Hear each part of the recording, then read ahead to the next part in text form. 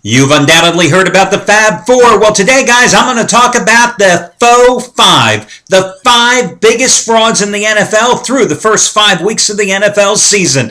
And coming up later in this report, on the heels of last night's free pick winner on the Jets and Falcons easily going over the total, 60 and 46 free play running all sports the past 7 weeks. And guys, these are the plays I'm giving away. I've got free selections on the over-under in Tampa Bay and Boston and the side. And the Detroit-Oakland ALDS games coming up as well. Well, I'll tell you one thing. Last night, though, guys, it proved that the Atlanta Falcons are certainly worthy of being one of my faux five teams, because this team was in the inevitable must-win situation, and they certainly didn't deliver. I mean, another pathetic performance by a team that I think is the biggest fraud in the NFL this season. Even more so than the Houston Texans, who, as you know, if you've been watching these video reports, I've been telling the Houston Texans, they have been a fraud since the end of the preseason. I expected very little of the Texans this year, but I expected more, as did everybody else, of the Falcons. But the warning signs were really there when you think about it. A defense that couldn't get off the field late last season and in the postseason. And a defense that has certainly been unable to get off the field at all this year. I mean, they've given up 134 points in 5 games. Falcons thought they had to go instead, though, and upgrade their ground game. So they jettison Michael Turner. They bring in Steven Jackson. How many times over the years have you seen NFL teams acquire aging running backs with a lot of carries on those wheels and see them inevitably either fail to produce or break down? And here you have Steven Jackson still on the sidelines for the Falcons. But the Falcons, yes, they made an upgrade one way or another, because Jackson, when he's healthy, I still think is better than Turner. But they didn't do anything to address their defensive woes. They can't get to the quarterback. They're ineffective at stopping the run. And you saw again last night how they just simply stunk the joint up. Playing at home in a must-win situation to fall to 1-4 on the season with their lone win coming against the lowly St. Louis Rams. Well, guys, number 2 on my faux 5 list, and I dare you to say that 3 times quickly, it is the Houston Texans. Because listen, guys, 2-3 team, a team that's given up 139 points through 5 games. That's 5 more points than the Falcons have allowed. Need we say more? Oh, well, we could. Matt Schaub, Mr. Pick 6. Next on my fab, or not so fab 5 list, I should say, that would be the New York Giants. 0-5? Seriously? 0-5? Did anybody see this coming? 0-5? And a defense can't get to the quarterback, can't stop the run, giving up 36.4 points a game, an offensive line that can't protect Eli Manning, can't open any holes for David Wilson when he does manage to hold on to the ball. I mean, Tom Coughlin, did anybody think that he'd be overseeing a rebuilding year? 0-5 start for the Giants. Okay, next team on my list, the 0-4 Steelers. You know, Pittsburgh fans, you might be a little concerned about your Steelers' efforts, because when it comes to their offseason planning, you know, perhaps letting your biggest offensive weapon, Mike Wallace, abandon you for the Miami Dolphins wasn't the greatest idea. Perhaps, once again, not getting enough talent along your offensive line to finally give Ben Roethlisberger some protection perhaps wasn't the best idea. And there you got the Steelers, 0-4, and they've been outscored 110-68 through 5 games. And then finally, completing my faux 5, the fakes, phonies, and frauds through the first 5 weeks of the NFL season, of the Dallas Cowboys. Oh, please, please, please. It has nothing to do with Tony Romo's disastrous interception against the Broncos late Sunday's game. No, no, no, no, no.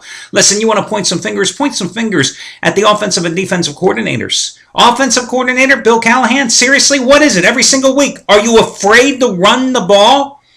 Give the ball to DeMarco Murray. Do you need to have Tony Romo throwing the ball 54 times every single week? And Monte Kiffin? Hey, they brought you in because Rob Ryan couldn't get the job done. Monte Kiffin, of course, was coming off that spectacular failure at USC as the defensive coordinator for his son Lane. That worked out well for both of them, huh? Fact is, you know, the cover 2, the defense that really, gave Kiffin his reputation at Tampa Bay. Well, you don't have Derek Brooks playing for you. You don't have Warren Sapp playing for you. When you've got just a bunch of average defenders, that cover 2, it's exploited repeatedly. Real reason the Cowboys lost against Peyton and the Broncos on Sunday because they gave up over 500 yards playing at home. So there you go. The fakes, the phonies, the frauds through the first 5 weeks. And FYI, I don't put the Jaguars in this particular category because did anybody really expect the Jaguars to be any good? I mean, the Ravens, Super Bowl champions? Seriously? We all know about the post-Super Bowl drop-off, and the Ravens have certainly experienced that as well. And their defense wasn't that good last year, so why would anybody think their defense would be that good this year? The Vikings? I don't know, guys. If you expected a lot out of Minnesota, shame on you. Because I looked at a team last year that got the maximum out of Adrian Peterson just having a season of a lifetime. And I didn't expect Peterson to repeat, and I still have absolutely no faith in Christian Ponder. And for the Tampa Bucks to be 0-4, come on. When you got a high school coach like Greg Schiano pulling those high school hijinks like he did last year, and by the way, don't you think every NFL coach is privately just enjoying seeing Schiano wither on the vine in Tampa Bay? But again, it wasn't even Schiano. I never thought Josh Freeman was that good of a quarterback. I mean, all those teams in the past few years, it just went crazy drafting these first-round quarterbacks that really didn't deserve to be in the first round, but it was like suddenly, the NFL has changed now over the past decade. Now, actually more so in the past 5 years when you think about it, you got to go out, you got to get a quarterback, you got to throw him to the Wolves immediately because you invested a high draft pick in him. So guys that normally in years gone by would have been a 5th, a 6th round pick, given some chances to develop slowly and then make their debut. A la Tom Brady, for example, years ago. Doesn't happen anymore. The guys like Christian Ponder, Jake Locker, Josh Freeman, thrown to the Wolves immediately, and they just don't succeed. As for the teams that I think have gotten off to the greatest starts, well, obviously, the teams that have certainly met or exceeded expectations, the Kansas City Chiefs. Of course, you played a weak schedule. 5-0 start in Andy Reid's debut season. The talent was always there, but they just never really had a coach. That's the bottom line. Raiders, hey, listen, they have gotten everything out of that team for the lack of talent and with all the injuries to be 2-3. God bless them. The Browns, unfortunately, I had the Browns as my big best bet last Thursday night against the Bills. They lost Brian Hoyer, but after they trade away Trent Richardson, after that disastrous 0-2 start to be sitting 3-2 at the end of 5 games, all the props to the Cleveland fans. And the Jets, listen, Rex Ryan has really taken that team's defense, and he's gotten his best stop unit since his first year coaching the Jets. And offensively, they're making it work with Geno Smith. What can you say? So anyway, that's enough of the NFL. Let's talk about tonight's games. And, actually, we have to talk about the NFL one more time because if I don't mention this, I assure you the minute this video report hits the airwaves, I will get a call or a text from Chris Jordan saying, why didn't you mention that I was the only handicapper here at the site last night to have the New York Jets? So let's give Chris Jordan a round of applause, but seriously, he was the only guy to have the Jets last night. In fact, as he put on his website, his exact quote, "The Falcons are not in sync. I like the Jets." Gee, that may have been the understatement of the year. Today, Chris Jordan going for winning day number 6 in a row, his 400-star ALDS lock winner on Boston and Tampa Bay. Listen, the past 5 days alone, since last Thursday, $1 bettors have made over $2,400. And today, Chris Jordan, guys, is the half-price play of the day release. All you have to do is use coupon code HALF, the word HALF, H-A-L-F, and you will get him as the half-price play of the day. The $5 play of the day is going to be Trace Adams. Now, his 1,000-star best bet winner number 5 in a row yesterday was a no play because he had this selection, a total on the Dodgers and Braves, and you saw the Dodgers, of course, made that pitching change, which nullified the selection. He came back today with top-rated 1,000-star winner number 5 in a row and 32 out of 54 overall. $5 play of the day, ALDS total of the year on the Tigers and A's. Remember, in baseball this season, $1 better is up over $15,000 following Trace's advice. Hey, just a quick side note here. Oh, by the way, the coupon code is Adams5, his last name and the number 5, A-D-A-M-S, and the number 5. A couple of months ago, Don Mattingly was reportedly on the verge of being fired. And the same Don Mattingly was the guy last night who made the gutsy call to pitch Clayton Kershaw in Game 4 at home, first time ever in his career on 3 days rest, instead of Ricky Nolasco, who I pointed out in yesterday's video report in his final 3 starts had an ERA of over 12.5 runs.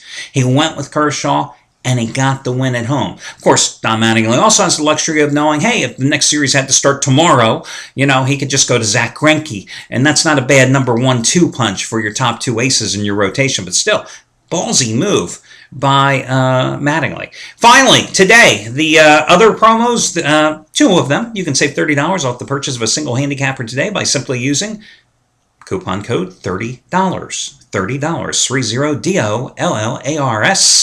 $30, you can apply that for any single purchase today, pick, package, anything here at the site. It's a one-time usage coupon. And then, yours truly, yes, I could not make it 5 straight NFL winners last night, as I was also on the wrong side, backing the Falcons last night as a small 5-dime play after 4 consecutive 15-dime best bet winners. But listen, today, guys, I'm still going for winning day number 9 out of 12 with my one and only NHL Game of the Year.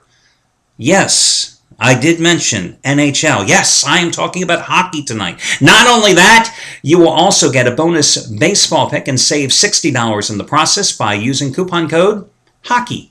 Hockey, Hockey.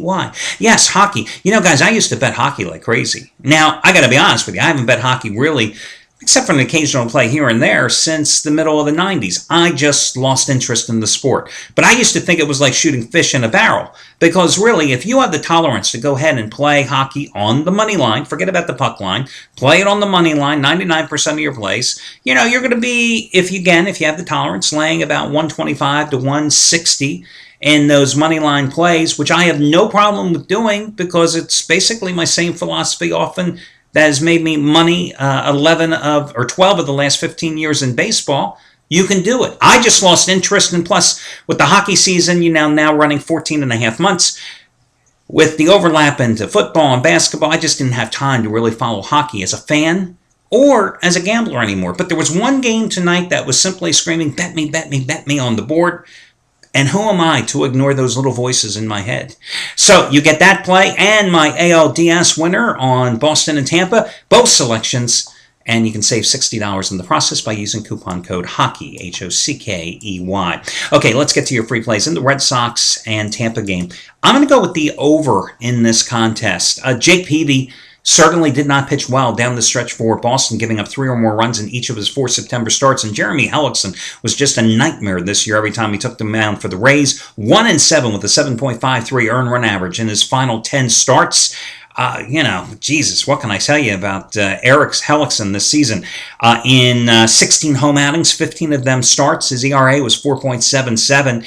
In 25 nighttime appearances, such as tonight's, 24 of them starts. His ERA was even higher at 5.89. So I will go with the over in this contest tonight for Boston and Tampa. Of course, the side play is part of my best bet selections today. Now, for the Detroit game against Oakland, at the outset of this series, I gave you a free selection. Remember, I gave you a free play on the Dodgers in their NLDS series against the Braves. That cashed in. I gave you a free play on Detroit as well. And one of the reasons I gave you Detroit was because I had so much confidence that they had Doug Fister available to go in game number 4. Fister, a guy who was their number 2 starter in the postseason last year, behind Verlander, I thought was more or less capable of being a number 2 starter again, and yet the Tigers had the luxury of having him come back in game number 4. And with Max Scherzer available for games 1 and 5, I like the Tigers, even though I thought it would be a 5-game series against the A's. Well, I'm not going to deviate from that school of thought less than a week later. I still think Detroit will bounce back tonight. I'm more than willing to lay the 145 to 150 with the Tigers in this one with Fister. It doesn't matter to me that he was rocked for 7 runs and 13 hits and, 5 innings of a start against the A's back on August 28th, because September has passed, and we're now in October, guys, and I'm going to go with Fister here. Fister's always pitched well in the postseason, 1.71 earned run average in 5 previous postseason starts, and I'm not enthralled with the A's starting pitcher like Dan Strelli, even though, he had a 2.00 ERA and a 4-1 record in his final 6 starts of the season. Listen, in 15 road starts this season, his ERA was a little over 4, okay? And more alarming to me, in those 15 road starts, he worked a total of 85 1/3 innings, and he allowed 112 base runners. And let's face it, what the Tigers need right now, after last night's anemic offensive attack and their anemic offense throughout this series, It's base runners. Problem with the Tigers lineup, you look at it and you go, oh, they got Cabrera in the middle, they got Fielder there, they've had Torrey Hunter had a resurgent season, they've had Victor Martinez rebound from that torn ACL to, have a great year as well, but they are not a great team in terms of putting runs together, in terms of having a lot of base runners. They do it via the long ball. So, they don't go from base A to base B. I mean, it's just not that type of thing. They don't have a great leadoff hitter. There's a lot of holes in their lineups.